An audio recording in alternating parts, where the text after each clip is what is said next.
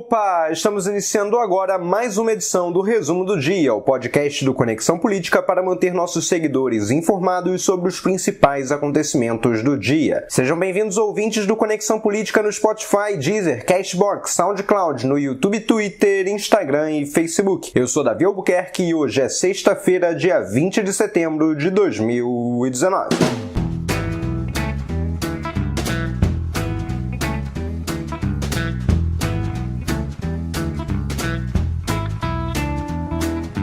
Nesta sexta-feira, o presidente Jair Bolsonaro foi avaliado pela equipe do cirurgião médico Antônio Macedo, em Brasília, e liberado para viajar na segunda-feira, com destino a Nova York, onde participará da abertura da 74ª Assembleia Geral das Nações Unidas. De acordo com o boletim médico, Bolsonaro encontra-se em excelentes condições e passa agora para uma dieta leve, que dará mais autonomia ao presidente durante sua viagem.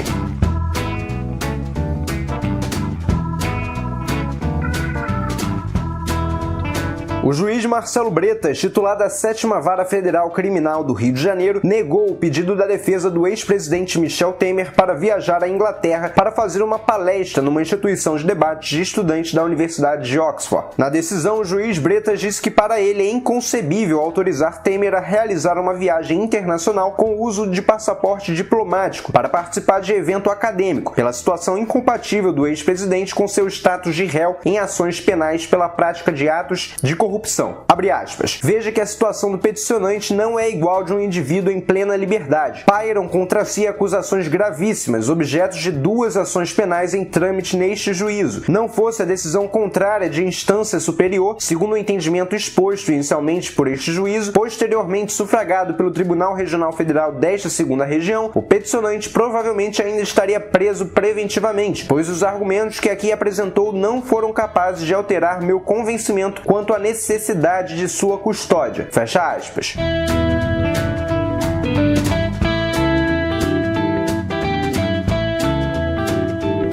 O presidente Jair Bolsonaro sancionou na tarde desta sexta-feira a medida provisória número 881 de 2019, conhecida como a MP da Liberdade Econômica. O texto aprovado em agosto pelo plenário do Senado busca reduzir a burocracia para os negócios da iniciativa privada ao estabelecer garantias para o livre mercado, prever isenção de alvarás e licenças para startups, além de medidas como a adoção da carteira de trabalho digital e o fim do e-social. Entre os pontos aprovados está o fim da necessidade de alvará para atividades de baixo risco, como costureiras e sapateiros, por exemplo. Também foram instituídos novos critérios para registro de ponto no trabalho, que só será obrigatório em empresas com mais de 20 funcionários e não de 10, como é hoje. A emissão de carteira de trabalho será feita preferencialmente em meio eletrônico pelo Ministério da Economia. Além disso, a proposta autoriza a digitalização de documentos públicos, como o RG, que passam a ter o mesmo valor probatório do documento original em papel.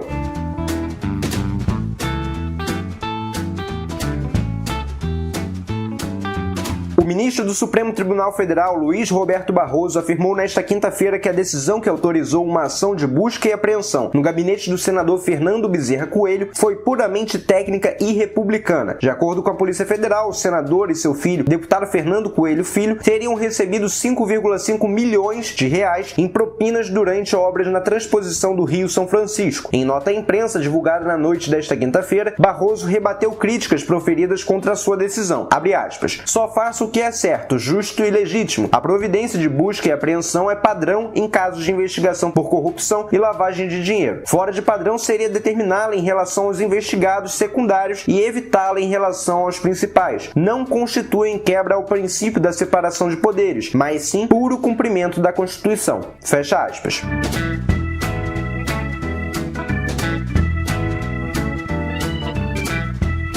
Nesta última quinta-feira, o Tribunal de Justiça de São Paulo decidiu extinguir um processo que corria desde janeiro do ano passado na 14ª Vara da Fazenda Pública de São Paulo contra os ex-governadores José Serra e Geraldo Alckmin, ambos do PSDB. Os ex-governadores tucanos eram acusados de pedaladas fiscais e também eram réus numa ação civil que acusava-os de autorizar negociações de dívidas tributárias que resultariam em prejuízo ao Estado de São Paulo.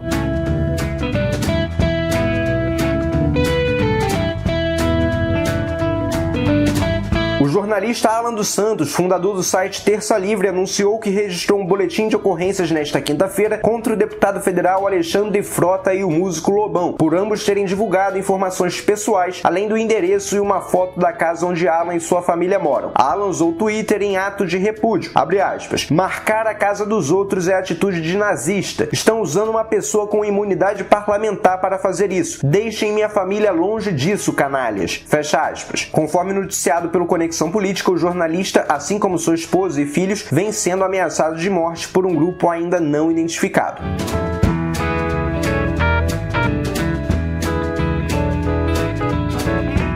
Felipe Neto foi indicado para receber a Medalha de Mérito Legislativo da Câmara dos Deputados por uma ação feita na Bienal do Livro do Rio de Janeiro no início deste mês. Após o prefeito Marcelo Crivella entender que um estande de gibis estava violando as regras dispostas no Estatuto da Criança e do Adolescente por estar comercializando um produto com conteúdo impróprio, fora de uma embalagem lacrada, Felipe Neto resolveu afrontar a legislação e comprou 14 mil livros com temática LGBT para distribuir às milhares de crianças e adolescentes que compareceram na Bienal. De acordo com o deputado federal Mário Heringer, autor da indicação, a atitude afrontosa de Felipe Neto foi uma ação de coragem e posição de liderança num cenário conturbado e marcado por tentativa de calar a diversidade com base em censura e por isso deve ser reconhecida e aplaudida. A cerimônia de entrega será realizada no dia 20 de novembro.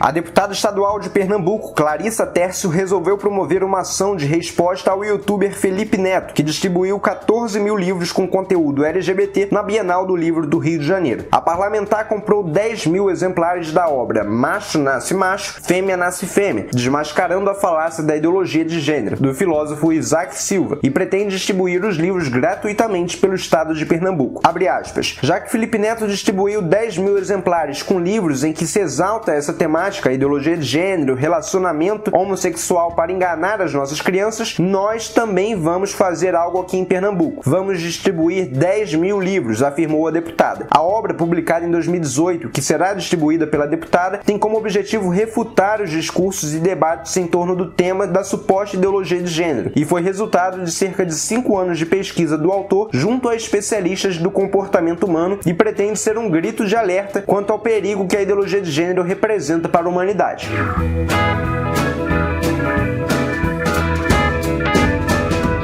E esses foram os principais acontecimentos do dia. Para mais detalhes e informações, acesse o site do Conexão Política, www.conexãopolitica.com.br. Muito obrigado pela sua audiência. Nos vemos na segunda-feira, na próxima edição do Resumo do Dia.